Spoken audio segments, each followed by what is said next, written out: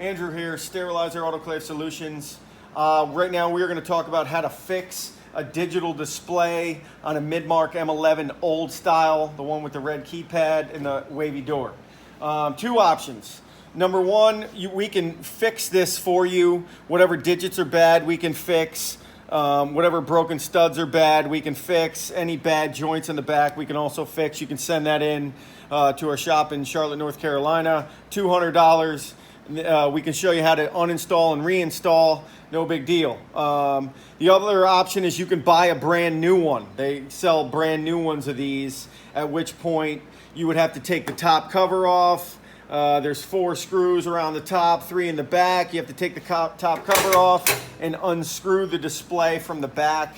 You're gonna have to peel this off. You might risk breaking stuff like this. Definitely give us a call before you try it. So again, if you need to fix your digital display on a Midmark M11, 2 options: board repair that we can do or brand new one. Give us a call, 704-966-1650.